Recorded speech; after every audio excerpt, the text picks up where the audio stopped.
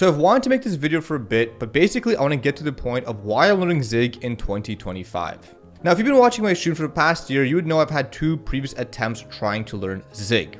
The first two, though, I didn't really put my all into it. I was kind of doing it half-ass. To be honest, I was doing it for the content because at one point everybody was talking about Zig, but really all I could do was think about Zig over and over and over again, and recently I actually just started learning Zig again, and I'm taking it very seriously this time.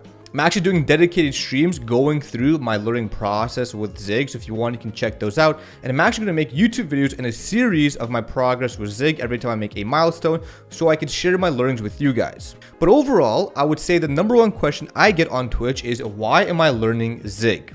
And that's a pretty fair question to ask, because a lot of people never heard of Zig, and they kind of come up with a bunch of different reasons of why they think I'm learning Zig. They always ask me, are you learning a new job? Am I going to a company that's using Zig? Why am I learning Zig? Why don't I learn Rust? Or do I think Zig is going to replace Go? Why am I not learning C instead? So there's a bunch of different questions surrounding why I'm learning Zig, why people would even learn Zig in the first place. Now, I know a lot of people may have been kind of put on Zig by the Primeagen, who said he was going to learn Zig for a bit, I think last year or late this year. I don't really remember. I don't really keep track of that kind of stuff. He always switches languages. But overall, I've always had a fascination with Zig. And the reason for that is because, as you guys know, I didn't go to school for computer science, and the languages that I am very good at, being Go, Python, and TypeScript, are pretty high level languages, all things considered. Now, Go out of those three is the lowest level, but Go in itself is a pretty general purpose, high level language. And I've always been interested in something lower level that makes it easy for me to understand concepts that I haven't been exposed to using Go.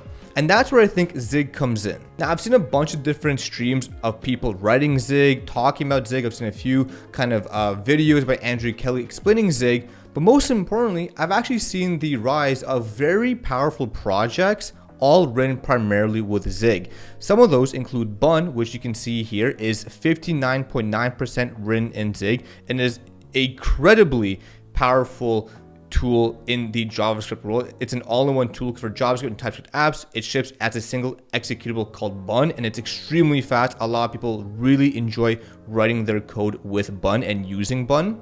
There's also Tiger Beetle. As you can see, it's 79.5% written in Zig, and it's a powerful database. You can see it's the financial transaction database designed for mission critical safety and performance to power the next 30 years. And it's very much fast. It's very powerful. And another most recent project that has gained a lot of popularity is Ghosty, which is a cross-platform terminal emulator, which is written 81.3% written in Zig, but I'm pretty sure a lot of the stuff like the Swift is because they have to write it for Mac OS. And when I look into those code bases, I really see a lot of interesting things like memory allocation and just a bunch of different things that Zig does that really makes it kind of fun to learn and kind of really interesting and engaging for me to learn something that I feel I've kind of been lacking my entire career. And so to kind of summarize everything, I want to say that it's not for a new job.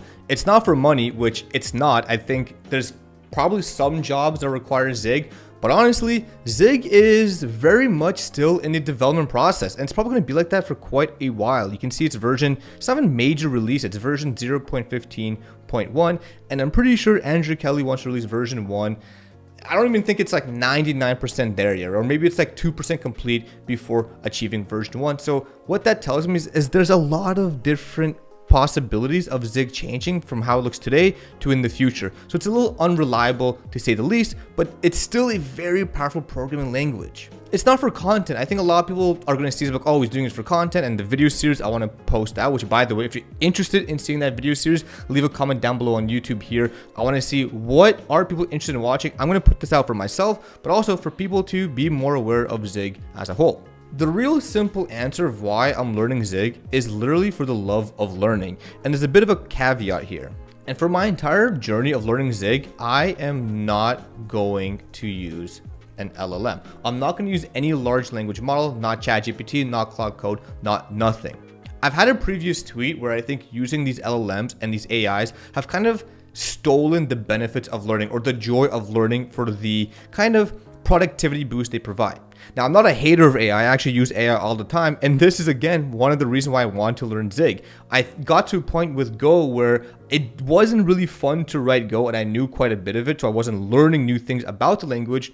So I felt more comfortable using AI to write a bunch of Go code for me, which I can then just check, make sure it's good, and then commit if I have to. But with Zig, I don't want to be robbed of that journey, that joy of learning. So for me to learn Zig properly, I'm actually not going to use any LLM no matter what. I'm actually going to do things old school style, which is Googling, Stack Overflow, going to communities, reading the documentation, and trying to find my answers that way.